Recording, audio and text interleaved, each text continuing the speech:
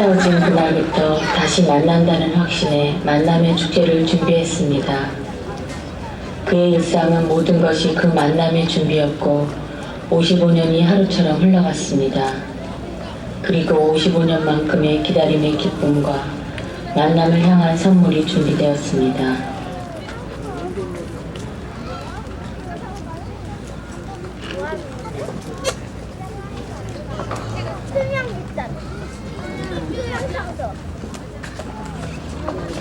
다 보인다.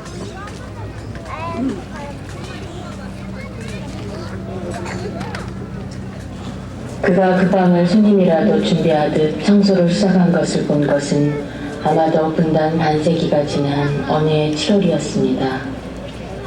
TV에 나는 새도 떨어뜨린다던 이우락 중앙정보부장이 나와서 뜻밖에도 민족과 사랑을 얘기하고 있었고 그 얼마 후 10월 유신이 있었습니다. 7.4 공동성명의 그 환희가 사문화가 되어가고 사람들 마음속에서 희망도 사라져갈 무렵쯤 매일같이 손님을 맞이하려는 듯 즐겁게 방 구석구석을 청소하던 그 사람의 모습도 이승에서 사라졌습니다.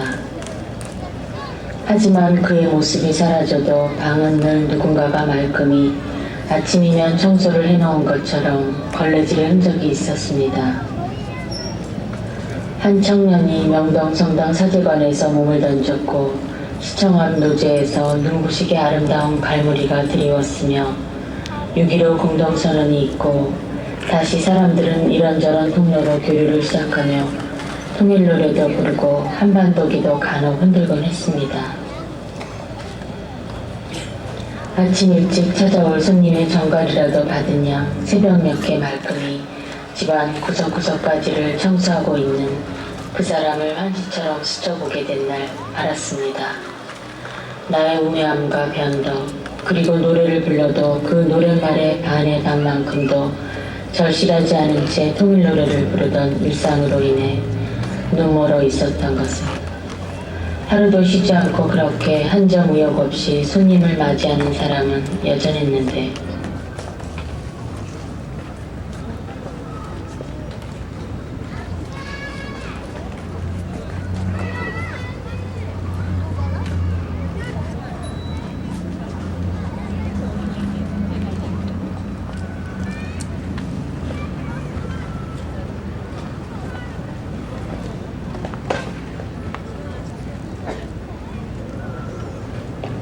하얗게 빨래를 해서 하늘에 널면 바람이 다가와서 그 몸의 습기를 가져가면서 자신의 입내음과 향기를 남겨주고 갑니다.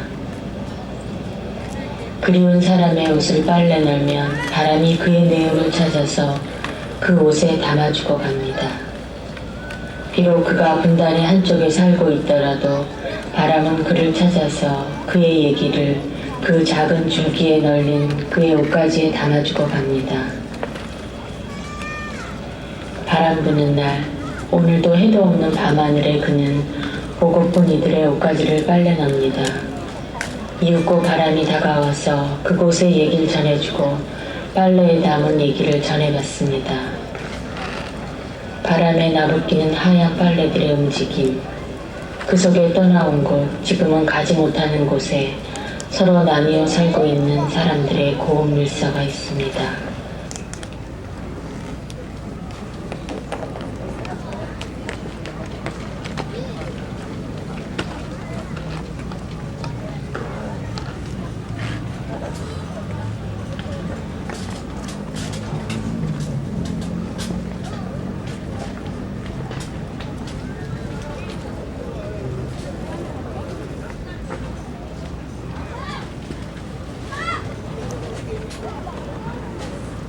별들이 반짝거림은 스스로의 빛을 바람에서가 아니라 서로가 주고받는 반사를 통해 빛납니다. 60개 밤하늘에 눈사라기처럼 가득 뿌려진 별빛을 800개를 하고 누워서 바라보다가 그들이 나누는 그 빛이 서로의 다른 별에서 오고 가는 것임을 발견케 되었습니다.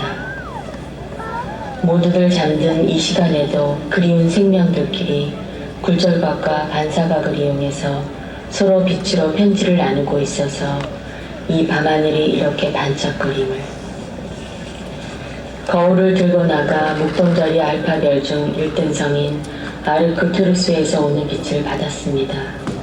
빛은 마치 모르스 부호처럼 오다가 다시 상형 문자처럼 한글 닷소리 글자를 새겨주기도 합니다. 몇 년이 지난 후에야 나는 별빛을 통해서 전해오는 편지를 읽을 수 있었습니다. 보고 싶어. 너무 슬퍼하지 마. 행복하지? 녹색 바람이 따스해. 등등. 그리고 1년이 더 지난 후 나도 글씨를 적어서 그들에게 띄워줄 수 있었습니다. 귀재에 올랐어. 생질이 예뻐서. 같은 그쪽 말도 익숙해지고.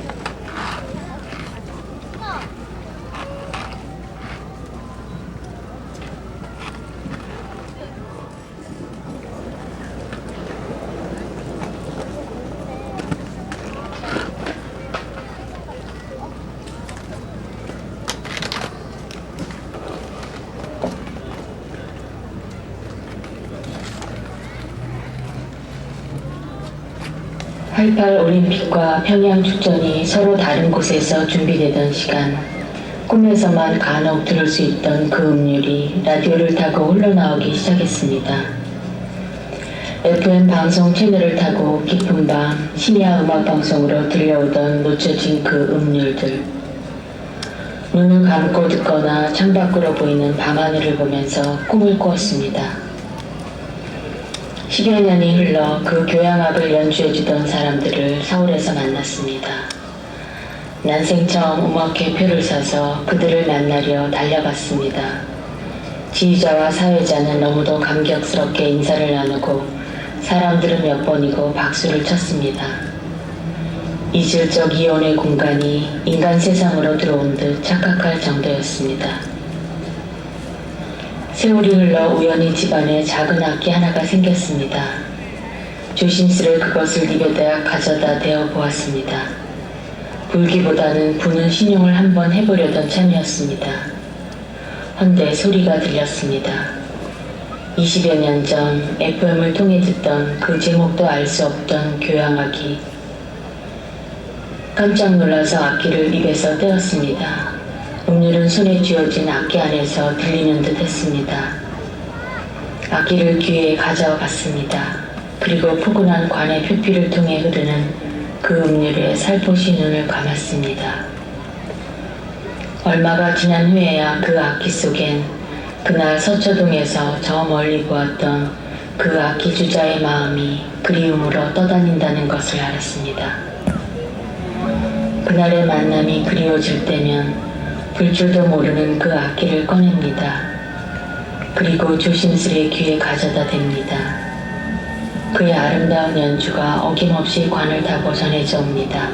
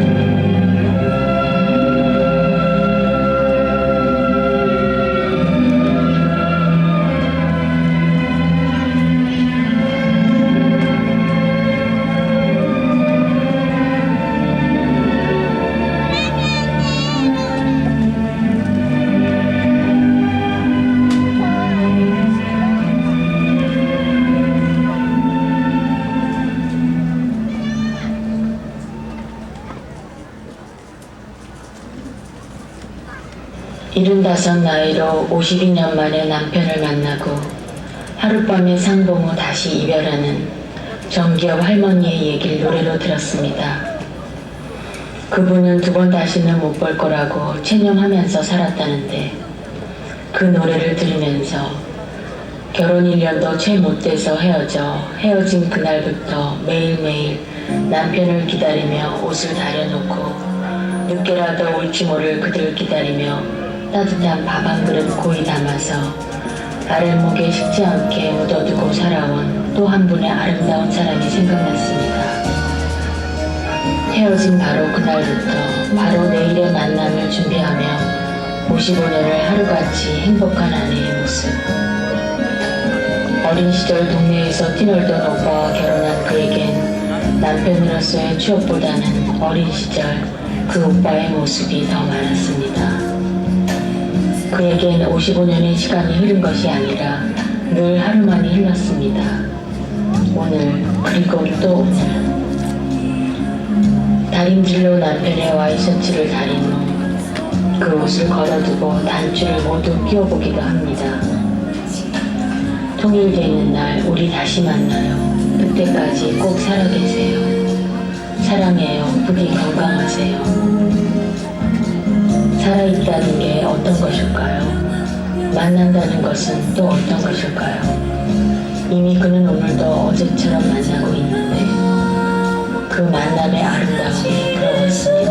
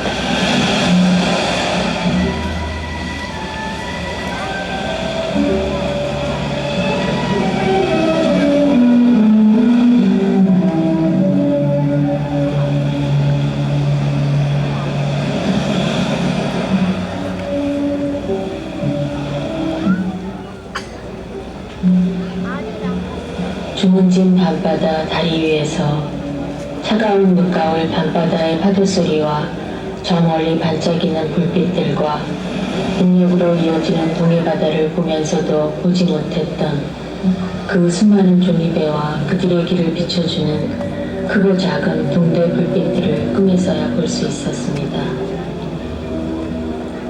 어느 택시 운전기사의 눈에 보여 침몰시킬 수 있었다는 잠수정이 충돌된 정동진에서 안인으로 가는 길에 보았던 그 햇빛 찬란한 동해바다에서도 보지 못했던 그곳에 이렇게도 많은 종이배가 꽃과 편지와 선물을 싣고 55년 동안을 오고 가고 있었다는 것을 상상조차 못하고 있었다니.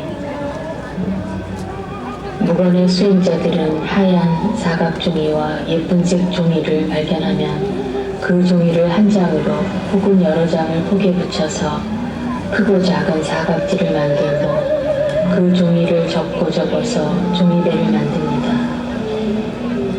그리고 그 배 안에다 꽃이랑 편지랑 사진이랑 전하고 싶은 얘기를 사랑을 담아서 게을러 강으로 바다로 나와 주소를 적어서 배를 띄우고 있었습니다.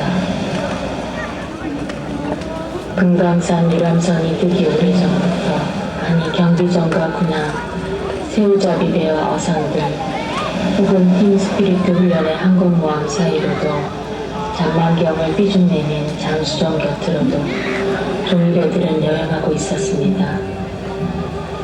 그리고 그들이 가는 길의 별빛과 등대, 그들이 공존하는 이중 공간의 바다엔 수많은 등대가 정성과 사랑으로 그들을 배웅하고 맞이하며 바닷길을 비춰주고 있습니다. 누가 제일 먼저 그렇게 가르쳐 주었는지는 알 수 없지만 어린 시절 학교에 들어가면 미술 시간에 왜 제일 먼저 종이배 접는 법을 배워주는지 그 이유를